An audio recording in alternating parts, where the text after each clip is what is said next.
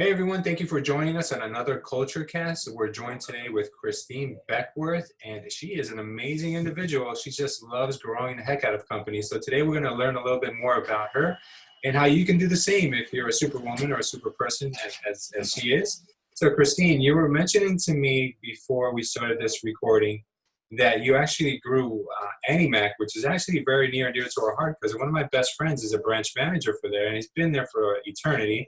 So tell us about how you started getting involved with the mortgage industry and how you grew these companies and how did you do it? Yeah. So obviously with a ton of help, a ton of patience, a good business plan and all of the above. I was fortunate enough to meet Joe Pennebianco in 2007, and actually 2006. And in 2007, we began to work together. I was seated in Boston. I had about 52 loan officers, and I had just finished 13 years with H&R Block, which I was telling you before the call, where I helped grow their company with a lot of other people to 210 branches.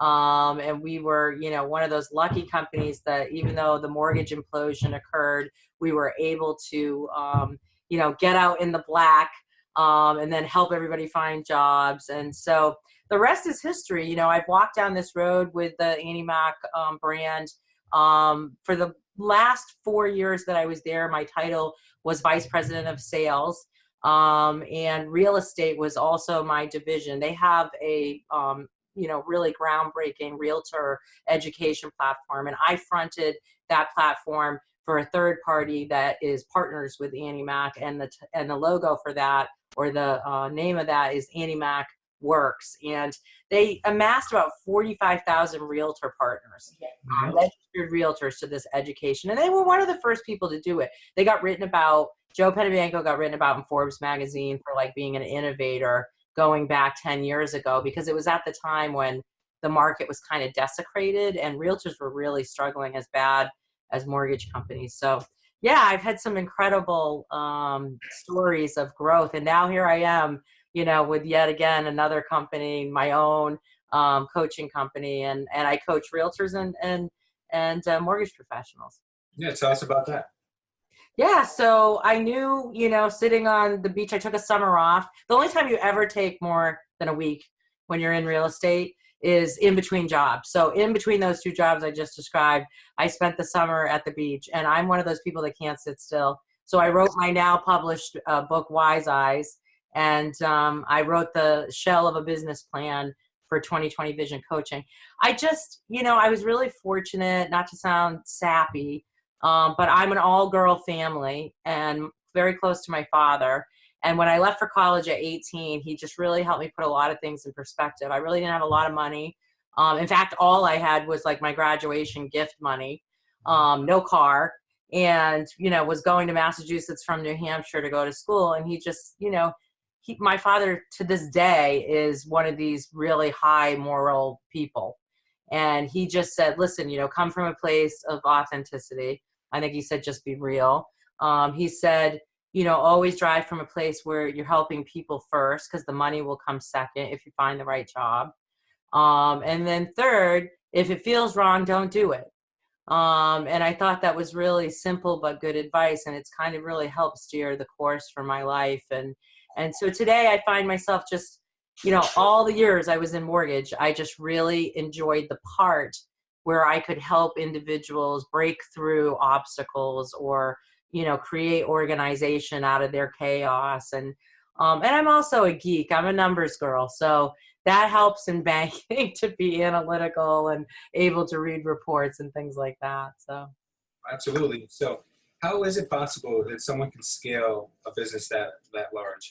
How do you do it? Is it delegation, or what do you think is the basis of all of that? I think that growth in companies, if you're at the top, really requires a couple of things. What you find most common with leaders, really good leaders, is that they have a great sense of control. They're a little bit like super people, Superman and Superwomen, because I find that really strong leaders that are growing companies can do 100 things at once. But you really have to know when it's time to bring someone else in to take, I'll just be, real and tell you, at the intersection I'm at with 2020 Vision, I'm adding, staff, but you have to, in a new company, decide when you can afford the overhead of that, and then what it gives you. What's the return on investment? So yes, you step back, monetarily, but your investment's going to gain you here. But I think you have to really know, like, I think a lot of people growing companies, I've seen a lot of failures of companies and people that I've coached because they get too fat, cost-wise, too soon. There's such a thing as over delegation, which is the people that just want to have a million people working for them and doing things for them. So if you can master the art of, you have to have a lot of good people that believe in your cause. And that's where your name, I'm sure, is not a mistake, culture estate, because culture, I have a group of people right now that realize that 2020 Vision is a startup. But at the same time, I have money to float this company for 2 years, not making money if I wanted to. Good news, we're already making money. But, I have people that were willing to put their sweat equity into maybe wearing more than one hat for a little while we get, our revenue going. And now we're bringing more and more people in, and they're seeing, and I had that. In the beginning of AndyMac, I got asked to do several things before it was, okay, now focus on this because this is your primary use. And I had 3 or 4 people helping me do these other things. So I think you just have to have a good team that's willing to roll up their sleeves, because it's not going to happen, it's not going to happen by yourself. Yeah. Yeah. What do you think is the most important individual within an organization besides the CEO or the chief? Yeah, that's a really good question. I think it's really pivotal that you get the operational piece of your business right. I think that having SLA, service level agreements, having the right person manning that. I think that you can't sell well, which I think is the primary job of the CEO ultimately, is to sell the brand, fund the brand, go out and do the things that they need to do. You can't have the trust that you need. And we always say this for mortgage loan originators and realtors, nobody cares more about your business than you do. And of course, we're in a baton passing type service level where we're only doing a part of it and we're handing it off to other people. But I think really it comes down to having a great operational, I said the pep talk I gave when we opened the doors here to the staff was, it needs to feel like Citibank. Mm-hmm. Like if someone comes on board, then their welcome kit needs to go out in 24 hours. Their welcome, when they contract, we have to have we have to have an auto reply, but then the real welcome needs to go here. And then all the things that happen, the 20 things that happen, their student ID logins, their scheduling, for coaching, all of the things that are going to happen, they have to be systematic. They have to happen exactly when you say they're going to, because I'm not going to accept a bill from Citibank that says my payment's wrong and it's 10 days late. There are things we take advantage of that are real services that are happening, but we just expect perfection from brands. And so as horrible as it sounds like, I don't want to be an ice queen, but I expect this company to feel like the Rolls Royce of coaching companies. So, I think if you can get that part right as a business owner, that's your referral business. I have a saying in coaching called pain and passion.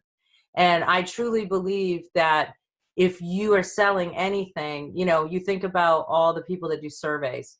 The only people that fill out surveys are either the people that have pain or passion. So if you get a survey after an experience and it was awesome, you are motivated to say that server was great, that experience was awesome, that car sales was the easiest thing that I ever did. If it sucked, on the other hand, you're going to also be motivated in the pain that you experienced to say, look, this was not a good experience, and here's why. The people that are kind of middle of the road, they aren't motivated either way to fill it out. They're the ones that don't respond, that you just don't know how they feel. And of course, some of that might be complacency, but most of the times it's just mediocre doesn't motivate. So I say to business owners, which side of that do you want to be on? If you want to be the person creating passion, then you need to live in the extra realm. You need to, I'm a person, my alarm goes off at 5. I have a 13-year-old son and I have a 1.5 hour round trip to get him to school.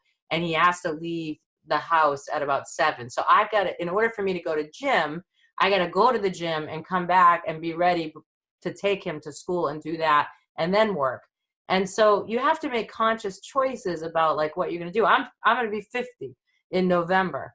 And so, you know, being competitive, being in sales, you know, I think it's a whole lifestyle. I think leadership is a lifestyle of choices that we're all making. My nephew, he'll kill me if this goes on social media, texted me this morning and he's not feeling well. And I'm like his motivator. So I was just like, you know, unless you're going to contaminate everybody at work, you need to pull your butt out of bed. And, you know, and I sent him a motivational video and said, let's go. Like, you know, heroes aren't made from, you know, sleeping in. So. Did you talk to my nephew? Sure. No, but yeah, I'll add this. I try to surround myself with people like me. I have a ton of inspirational people. I must get 5-10 messages in the morning of people that are sending me quotes. And, you know, we all live to this mantra and club that I'm sure there's a lot of people that hate us. But I say all the time, I don't post. I'm a prolific writer, so I post a lot. And I don't post as much for my audience as I do for myself. Like, I think that 15-minute mental exercise of finding that, you know, go get 'em quote that might inspire other people is more for me affirming to myself, you know, this is the mindset I want to live in. And, you know, and listen, bad stuff happens to me. You know, I have stuff that, you know, I get in car accidents. I get, you know, I have all the stuff, I get sick, you know, all those things happen to me. I'm not Superwoman by any means. I just think that recovery rate is important in life. Absolutely. Yeah. Yeah. So yeah, there's a quote that says that if you lost $1 out of your bank account, but you had another 10 million, would you throw the rest of them out just because you lost that $1? It's kind of like the same with your day. If you have a bad moment, are you going to throw out the rest of your day because of that one bad moment? You know, Yeah. bad day because of it, you know? So yeah, it's good as an art to letting go, as an art to changing your state. I'm not sure if you're a follower. I'm sure you must be a follower of Tony Robbins and a lot of, you know, yeah, I am. I teach a class called Blueprinting for Success. It's my signature series, and it's like a 9-point, you know, kind of business planning. And I'll tell you that I was lucky enough to have someone buy me a ticket to Radio City Music Hall in New York City when I was first a district manager. And I was really scared. You know, I had gotten the promotion. I was one of 14 districts, but my district was in last place, and I didn't care because I was just so happy to get the job. But I had 125 LOs, and I remember laying awake, you know, that night, the night before I would give my big speech about like where we were going and what we were going to do. And I had just come back from this trip, and this trip was a very expensive ticket to a full day of inspirational talking and speeches that were given by Richard Branson, Jack Welch, Rudy Giuliani, Colin Powell, Ann Jung, who at the time was the CEO of Avon, and the then CEO of Yahoo. And I just took mad notes the whole time. And I came up with this. They all had 9 philosophies that were very similar, but they were all very different. Like Richard Branson showed up and you know, proclaimed to the audience that he was hungover because he had just launched his new wine. And you know, he's the branding master, right? And then Jack Welch got up and he talked in his gruff voice about firing people and how that creates an army of, you know, so they all had this different thing. But I took away, you know, this point. One of them talked about the Harvard University study where the MBA class in 1974 wrote down their goals, and then the class of 94 pulled them out and looked at it. And it was a voluntary study that only like 13% of the people participated in. But they measured the wealth in 94, and the 13% were made up like 82% of the wealth of the whole class. Wow, look at that. So the philosophy behind that science was that if you write down and make it public that you're going to do something. So that was, it came down, the summary of that exercise or that whole thing was recovery. And so it's kind of like, you know, we give credit away, we give money away in the mortgage world. And there was a time in my day where people could write their explanations on delinquent credit. And it came down to like how good you could write your letter. And there was a human underwriter that would read your story. Sure. And I just always thought like all these people had these real things, truly real things that were impacting their finances, sad things, death in their families, illness, job loss, and of course, divorce. And then it hit me one day that everybody that had perfect credit, I'm like, am I to think that they don't have any of those life altering circumstances occur? And the truth was they all did. but the difference was their reaction to the life event. So I'm not saying don't take your time to mourn or recover or whatever. And I certainly am not judging anyone. I'm saying that I've taken that little bit of information into my head. And as I've been a professional, whatever's knocked me down, and there's been plenty, I don't let myself stay down too long. And that's my that's my number one tip in coaching is get back up, dust yourself off, take a minute. I've had a few stingers that kept me on my butt for a little bit, but that means you're human. Yeah. Yes, absolutely. So I'm intrigued about your speaking career now. So you said you speak in front of audiences, I would say real estate professionals, or is it just niche? I just got picked to speak on Gary Vaynerchuk's Agent 2021 in Miami. I spoke at the Miami Garden Stadium, which is the coolest thing, by the way. It already happened. It happened on January 17th. And for a long time, if you go to my Facebook profile, it was my banner up over my head. It was the ad, because I was like, I'm on Gary Vaynerchuk's stage. And the coolest part about it is I was picked to run the real estate influencer panel. Mm-hmm. And so even though I'm a mortgage professional, Vaynerchuk felt that after we went through, dress rehearsals and all the, all the things that you go through when they pick where you're supposed to be, that I would do that. And I had the coolest panel. I had John C. Tolbert, who is the president of Four Seasons, right?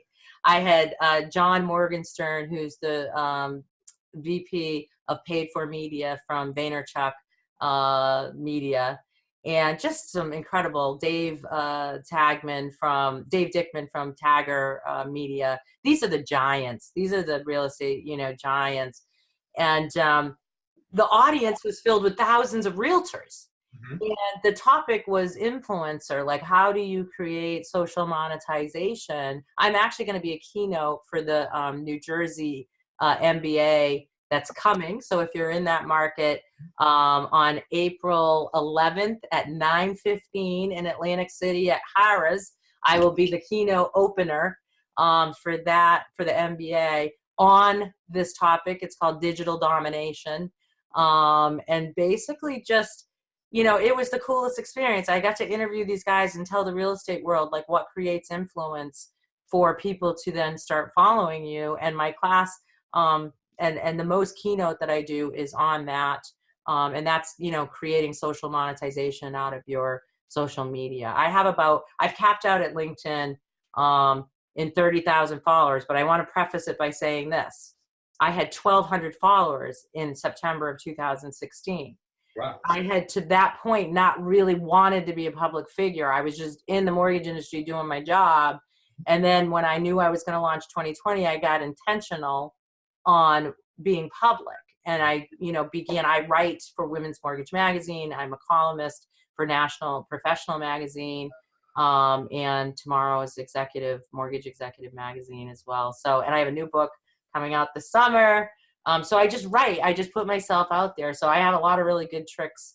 And it's money. I'll end by saying this isn't, like how many likes I got. This is, genuinely contributed to my revenue flow of this company. And so I hope to impart some extreme wisdom at Harrah's in Atlantic City on how that's done. So yeah, I'm all over. I'm about to do a 10-week, 12-stop speaking tour that starts the week of April. I'm in 2 cities every week. I'm in Los Angeles twice, Fort Lauderdale twice, New York City twice, Maryland, Atlantic City. So you're going to, just tune in and you're going to see me everywhere for a little bit. Then I'm going to come home and just relax for a little while. So that's awesome. Are you doing that all for 2020, or is that part of a different circuit?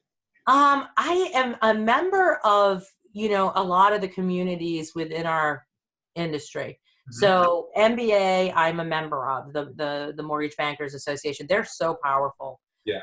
So, that they tell you kind of where they go, and they're everywhere. So I go to some of their conventions that I can get to. I speak at some of them, but I'm also a member of mPower, not the show on Wednesday nights that I love, but the small M, big P. And it's the largest women's community of banking. And so, those kind of lend to, you know, speaking opportunities. I'm an anchor for, they call it a special correspondent for Mortgage News Network.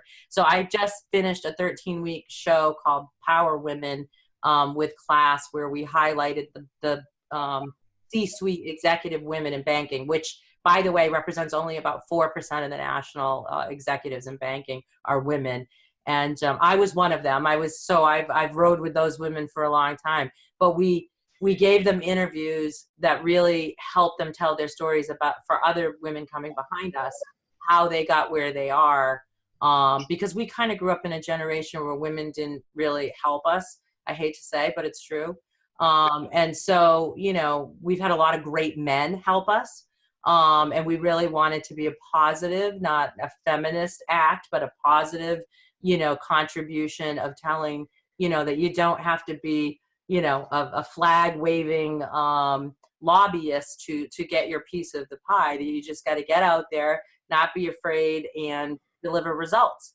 I'm tough on the girls. I say, you know, don't tell me your woe story, and don't ask to play from the women's tee. Step up, grab an iron. If you lose, you lose. If you win, you got bragging rights. But, you know, if we're going to be, you know, if we want that equality, then we need to walk the walk, and we need to open the doors ourselves in a lot of cases.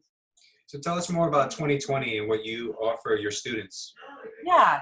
So I have 3 divisions of 2020, but you know, I knew right away that you talked about scalability of companies. I think that, you know, there's only one CEO or one of you for Culture Estate. And so you kind of got to decide what your role is. And so I'm a master coach. But, you know, there's 40 hours in a week, or 50 or 80 or whatever we're working. And so you can kind of look at that, and, you know, a monkey could tell you it's not scalable. So you know, I spent a lot of time hiring coaches over 20 years for the institutions I worked for. So I first got to learn what my competition was doing firsthand, became very friendly with those guys. And my first ad that ran on November 1st said, "Ready or not, boys, here I come." You know, like, you know, putting it out there that I was going to come grab market share. But I purchased a really aggressive virtual training software that's used by Grant Cardone and Damon John and Tony Robbins, and it's owned by Bradley out of Las Vegas, and it's called Virtual. You can look it up, but Lightspeed VT. VT Lightspeed, that's what it is. That's awesome. Yeah. So I have over here on this side of this room is a studio with lights, and so there's a lot of green screen shooting. I have to narrate. I do my own content writing for the coursework, but we created an entire 12-month syllabus that we feel is like an equivalence of an MBA in sales. So we know that loan officers, nobody grows up and says, "I want to be a loan officer when I get older," and hardly anyone ever says, "I want to be a realtor." Yep. But we go and we get these industry licenses, which teach us, you know, the laws and the guidelines and the rules, but it doesn't teach us how to sell or run a business. And a lot of these loan officers and realtors are running businesses, and they're getting up every day with great intentions, but they're either stumbling on success from hard work and just driving down a path, heads down. But do they understand ROI, or, you know, marketing return? Are they measuring? Are they firing off with CRMs? You know, what does their staff look like? Do they have a pro forma that tells them what they can spend and how they can scale and how they can grow? And so if you can imagine that I've been helping Annie Mac forecast their multi-billion-dollar company from 500 seats and trying to come within 10% of accuracy, you know, I have that financial forensics background to be able to take a business like a real estate firm, or take a mortgage broker firm, or a whole mortgage company, which I do, and go in and look at their books, sit down with their people, and kind of, I just got called the Gordon Ramsay of coaching by MPA magazine. So like, I kind of do that. I go in and I look and assess, and then everybody that is selling underneath that senior management, once I right line it and we write the right business plan and we all collaborate and we agree that this is the way we're going to go, the salespeople are then plugged into Lightspeed VT, and they are getting a business fundamental course and a sales skill course every month, a library of reading, They're getting social media content that's pushable, that helps them create some social media activity. And they get me, I'm in there like it's freaky in a way because I'm in there green screen, like come to the library, and we're marching off to the library. So it's cool and it does a lot of things. We're about to launch a new division Monday called Vision U Pro, which is going to be click to purchase independent classes where someone can grab one of my, they want to learn about niching. Well, you can get it for $29.99 now, and you don't have to buy my whole, a whole coaching or consulting package. But if you don't mind, I'll just say my website's visionyoursuccess.net. And so everything's there and people can look at it. But I feel like we're talking more about me than you. And I know that, I'm so intrigued by you because you're such a successful, accomplished person. And I'm just like trying to pick your brain as much as possible. It's probably a little greedy on my end, but I'm just very fascinated. No, not at all. I'm up for it. That's awesome. That's good. So you still do some coaching yourself? You have some clients that you take on? I do. I have 40 spots that I can do independent coaching for. I haven't filled them all for 2019, but it's because I'm pretty picky about who I do it with. I have an application process. So on my website, people fill in an application. If it's someone that's referred to me, I just jump on and do a consulting call, first hour is just a conversation. I'm not a pushy salesperson. It's so funny because being a salesperson my whole life, I'm the worst person to sell something to. I be in Sears looking for a tool and tell the person that I don't need help and I have no idea what I'm looking for. But, I want that control. And I know that about salespeople. So, I try to get on the phone with people and decide it's important I turn out success like I always have my whole career. And I'm kind of, brazen when it comes to my career because I've competed and won at the top levels for so many years. And I really, I challenge people to go look and find my numbers historically and see where I ranked amongst my sales forces. And so, I want to turn the same success out for 2020. So I'm looking for a certain individual. It doesn't mean they have to come with volume of a certain kind. There's no minimum standard. It's more of a feeling I get when I talk. The real desire for a person, I'm looking for the people that want to, that understand why you coach. Like a lot of people, they feel like they know everything. They sit in an audience. And if you sit in an audience when someone's speaking and your feeling, I always say this, is like, I know what that person's saying. I always say I still love learning and reading as a person, and I sit in audiences, and sure, 80% of what I might hear I've heard before, but maybe it refreshes or reignites inspiration in me. I say all this because I feel like the class of 2019 is shaping up. I've got executives from some of the major brands, both sides, real estate side, and I'm talking big brokers and big. So I feel really good about the fact that I'm attracting some, elite people that really want to take their game to the next level, and they know that I'm known for turning out success. So yeah, people can hire me independently and they can hire me for their companies, and it's a good thing. You are awesome. Yeah, I think you're definitely better looking than Gordon Ramsay for sure. I don't know the critics, but you're awesome. You really got a great mindset, and believe me, what you do in the morning is not so much a cliche. It's actually necessary because a lot of people who are physically fit and they say to me, you know what, I'm so physically fit, but I feel like depressed sometimes. I say, well, being happy is like a muscle. You need to exercise it daily. Just like you do at the gym, you need to exercise your mental state. If you don't, those little significant thoughts will ruin your entire day. Yeah, you absolutely, you hit the nail. It's so funny, like we're the wavelength here, because this week I pointed everybody to my LinkedIn article. I quote Gandhi in the beginning of the article that you have to have an abominable will to survive.